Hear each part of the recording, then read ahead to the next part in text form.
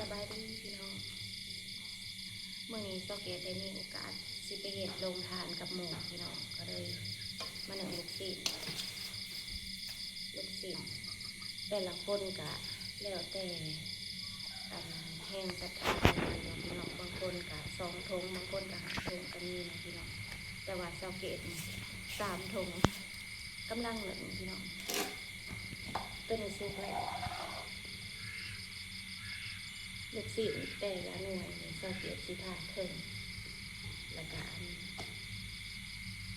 ตัวสีแดงมันก็หั่นประมาณนี้แล้วก็สีเสียบใส่ไม้เนาะพี่น้องเสียบใส่ไม้แล้วก็ที่นี่ละเอากระสีจัดใส่ถุงเห็ดเป็นถุงเพื่อว่าเวลาเอาไปแยกยาไปแจกยายให้พี่ๆน้องๆหรือว่าเด็กๆก็สิได้ง่ายขึ้นเพื่อว่าสิบ่ได้ยากในการที่เฮาเวลาเฮาแจกยายให้เด็กๆหรือว่าพี่น้อง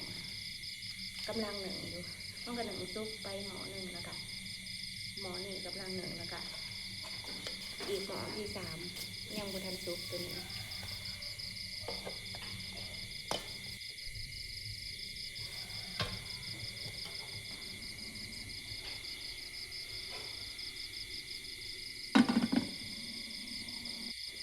สุกแล้วพี่น้องมารวมกันก็คือว่าได้หลายเติบตัวนี้บ่ทันสุกกำลังแกะอยู่เตรียมเครื่องเทน้ำหวดแล้วก็ขลนอิ่มแล้วลูกปลาเท่ากันแล้ว14 ถุงพี่น้อง14 ถุงในรายเติบตามบักหน่อยเด้อปลาทำยาเน้นเรื่องนะยานำจิ้มหน่อยได้มันถอนก้นแล้วได้บ่หน่อยดอกพอดีบักจะลาวใส่แล้วก็พอดีเลยนี่ยังไม่ได้ไหนปุ๊บนี่ยึดมือกับพอดีเรียนผักนี่แม่ก็ซักด้วยแม่พอดีได้เตรียมแพ็คใส่ถุงแบบนี้ใส่ถุงแพ็คใส่ถุง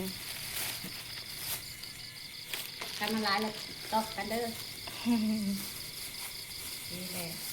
นี่โอเคเอากินแล้วกิน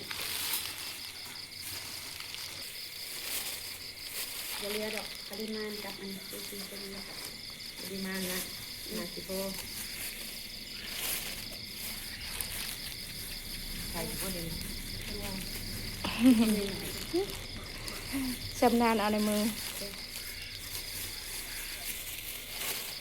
อักเลยนะยังบ่สวยเห็ดแต้นก็รู้ไปลอยกันยังสิหวานนั่นเลยเนาะงามดีดอกตอนเย็นเฮาพี่เขาว่าเขาสิใช้กอง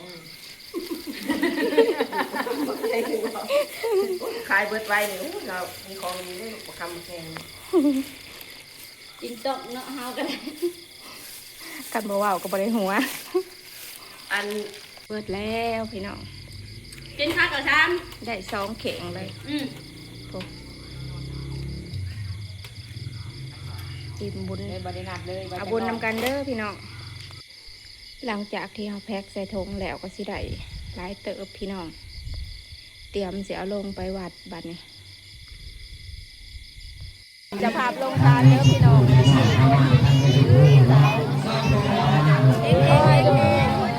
คนดีมีแรงเนาะขาตายในมือปืนจะเริ่มในหน้าที่การงานเนาะจะพาลงทานอันนี้คือนายบ้านหรือว่าพ่อบ้านบรรณาจารย์เด้อพี่น้องเพิ่นมาจดรายชื่อผู้ที่เฮ็ดโรงทานภายในงานสังฆทานข้าวเหมาของบรรณาจารย์มื้อนี้อันจัดงานสังฆทานข้าวเหมาในมื้อนี้ก็มีโรงทานอยู่7 บ่อนเด้อพี่น้อง7 โรงทานก็คือว่าอันมีโรงทานลูกชิ้นโรงทานน้ำโรงทานตำมะฮงโรงทานข้าวปุ้นแล้วก็สิมีไอติมนำแล้วก็ข้าวจีนำพี่น้องแต่ละคนก็หมากหนาหลายตาหลายบ้านนอมาเต่ามาโฮมกัน เสาเก็บกับหมู่กะอันแจกเบิดแล้วเบิดก่อนหมู่เลยพี่น้องเพราะว่าแจกง่ายแน่อันเห็ดลูกศิษย์นะก็บ่ได้ถ่ายตอนแจกให้ทุกคนได้เบิ่งเพราะว่าคนหลายพี่น้องเล็กน้อยก็หลายอันนี้คือลงทานดีโดเด้อพี่น้องสาวๆเฮาก็มีแต่ผูกจบๆงามๆเลยแจกเบิดแล้วพี่น้องเสาเก็บมาถ่ายบ่ทันเพิ่นเฮ็ดงานสังฆทานข้าวเหมามื้อนี้ก็เพื่อว่าอยากอัน